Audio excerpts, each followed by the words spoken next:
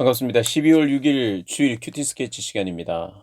오늘 본문은 다니엘 9장 15절부터 27절까지의 말씀입니다. 오늘 본문은 이렇게 시작합니다. 강한 손으로 주의 백성을 애굽 땅에서 인도하여 내시고 오늘과 같이 명성을 얻으신 우리 주 하나님 여호와여, 우리는 범죄하였고 악을 행하였나이다. 오늘 본문은 다니엘의 그 기도, 특별히 자신과 백성들의 죄를 회개하고 자복하는 기도의 내용이 소개되어져 있고, 그 기도하는 동안 하나님께서 또 응답하시고 해석해주는 그런 내용을 담고 있습니다. 하나님께서 깨닫게 하시는 그 내용은 이제 앞으로 다가올 미래에 대한 그런 해석인데, 오늘 본문을 간단하게 요약하자면 24절에 일흔 일해를 기한으로 정했다. 기한이 정해진 그 정해진 기한의 끝에 하나님께서는 이스라엘 백성들의 허물을 그치고 죄가 끝나며 죄악이 용서되며 영원한 의의가 드러나며 환상과 예언이 응하며 또 지극히 거룩한 이가 기름 부음을 받으리라.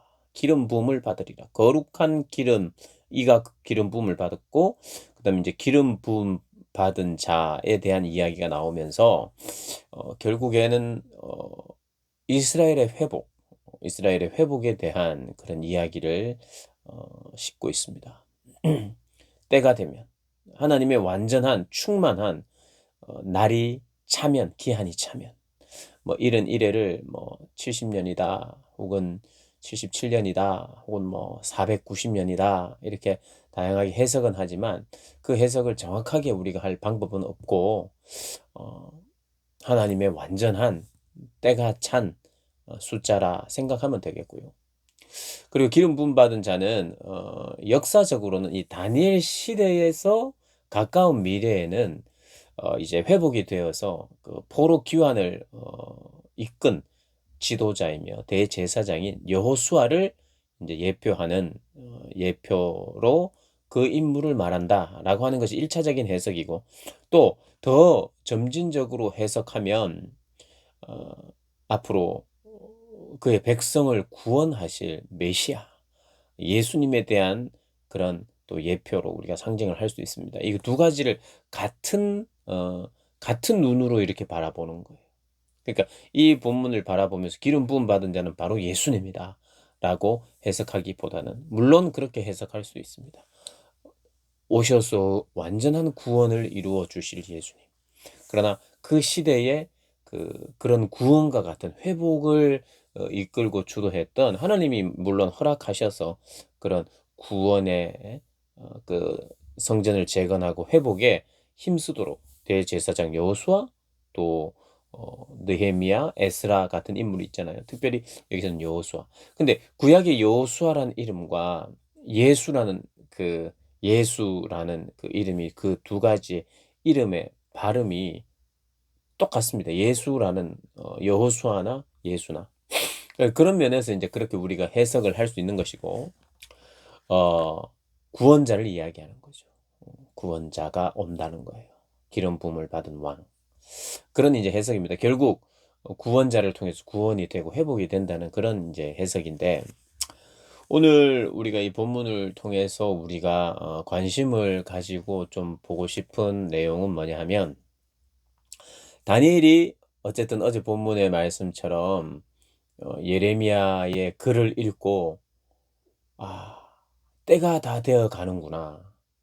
그러면서 내가 지금은 기도해야 될 때구나. 그래서 기도하기로 결심하는 거예요. 그 기도는 금식하며 죄를 쓰고 회개 기도하는 거예요. 어제도 말씀드렸듯이 내가 어떤 것을 이루기 위해서 작정하여 금식하여 그것을 반드시 이루어내겠다. 응답할 때까지 기도하겠다라는 그런 기도가 아니라, 하나님의 회복의 날을 이제 기한이 차가고 있는 것을 깨닫고 하나님 앞에 회개하며 자복하며 자신과 이스라엘의 죄를 놓고 하나님 앞에 기도하는, 회개하는 기도가 계속 이어져 옵니다.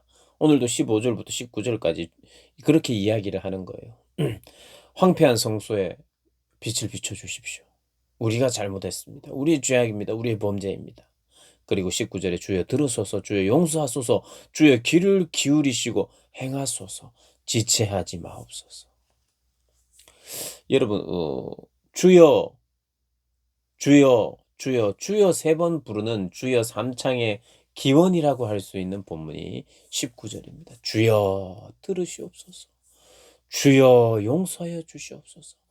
주여 귀를 기울이시옵소서. 그리고 행하시옵소서라고 하는 이 내용을 줄여서 주여, 주여, 주여 이렇게 우리가 불렀던 것입니다. 주여 세 번 부르는 것은 마치 다니엘이 간절하게 주여 세 번 부르는 것은 내가 주여 세 번 크게 불러가지고 응답을 얻어내겠다는 그런 의미보다도 용서하시고 들으시고 사하시고 행하시옵소서라고 하는 그런 회개의 기도와 간구의 기도, 그것을 응집하여 그런 내용으로 주여 주여 주여 세 번 부르는 것입니다. 요즘 우리가 예수 믿는 사람들 중에 기도하면 그냥 습관적으로 혹은 그냥 앞에서 시키니까 뭐 꼭 저래야 해야 되나 뭐 주여 세 번 주여 뭐 이렇게 막 죽여 이것도 아니고 뭐 주여 이런 걸 좀 글쎄요 이렇게 거부 반응을 가진 사람이 있는지는 모르겠습니다만은 주여 할 때 여러분들 어 들으시고 주여 용서하시고 주여 귀를 기울이시고 행하소서 지체하지 마옵소서 하는 그 기도의 내용이라는 걸 생각하면서 주의 이름을 부르시면 좋겠어요. 나의 하나님이여 주 자신을 위하여 하시옵소서. 주님 자신을 위하여 일하여 주시옵소서 라고 하는 그런 내용입니다. 그래서 이 다니엘이 그렇게 주여 하고 간절히 기도했다는 거 우리 기억하면서 혹시라도 이제 우리 주의 이름 세 번 부르고 기도하자 할 때 이 내용을 우리가 상기하면서 그렇게 주의 이름을 부르고 기도하면 좋겠고요. 그렇게 기도했는데 오늘 특별히 우리가 이 본문에서 의도적으로 기도 응답을 하시는 하나님에 대해서 그렇게 그 기도하시는 응답의 시점이 언제인지를 특별히 이제 다니엘의 기도를 하나님이 들으시고 응답하시는 그 시점이 언제인지를 의도적으로 좀 밝히고 있어요. 여기 보면 20절에 내가 이같이 말하여 기도하며 이같이 내가 기도할 때에 21절에 곧 내가 기도할 때에 여호와 앞에 간구할 때에 이전의 환상 중에 본 그 사람 가브엘이 빨리 날아왔대요. 급하게 빨리 날아와서 저녁 제사를 드릴 때쯤에 내게 이르렀더니 하여튼 가브리엘이 더 빨리 왔어요. 내게 이르렀다는 거예요. 저녁 제사를 드릴 때쯤에. 얼마나 멀었는지는 모르겠는데 이게 어쨌든 빨리 왔다라고 하는 빨리 날아왔다라고 하는 급하게 왔다라고 하는 것을 지금 강조하고 있어요.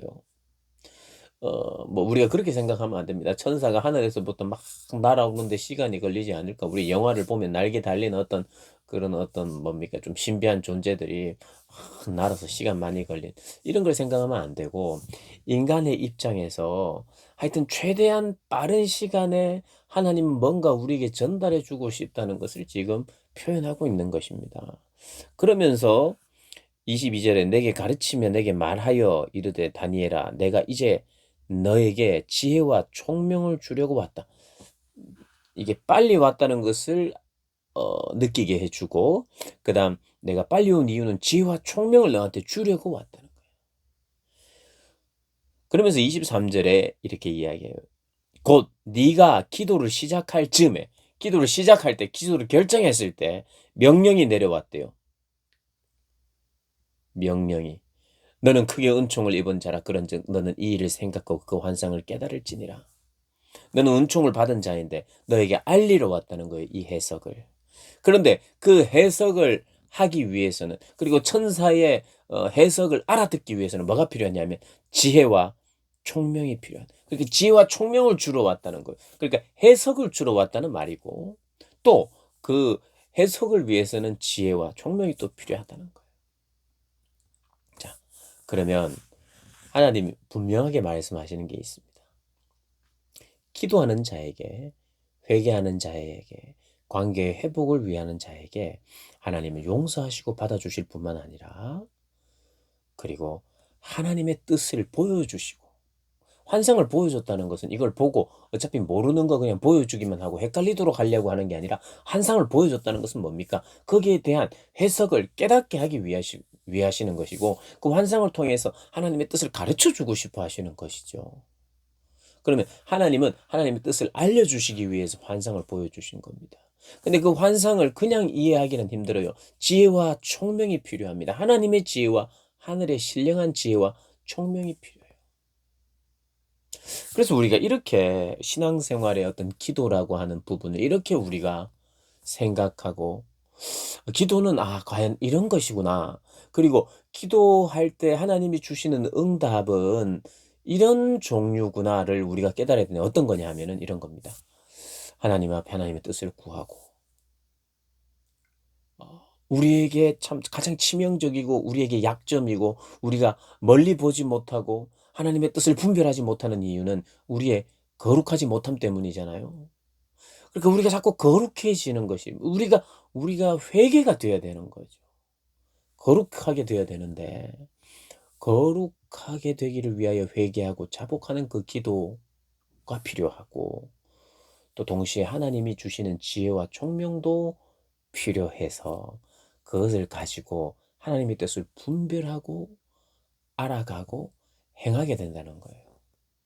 그래서 여러분, 우리가 잘 생각해 보면요, 기도를 계속해서 하시는 분들은 자주 반복하는 것인데, 어, 하나님 앞에 내가 회개하면서 하나님의 마음과 하나님의 뜻을 알기 위하여 기도하다 보면, 말씀을 보고 기도하다 보면, 마치 오늘 이 내용처럼 지혜와 총명이 와서 어떤, 어, 어떤 말씀에 대한 눈들이 더 열리기도 하고, 또, 말씀을 푸는 중요한 기준들이 생기기도 하고, 또 상황을 보는 중요한 기준들이 이렇게 나에게 생겨서 기도하는 동안, 하나님 그렇군요.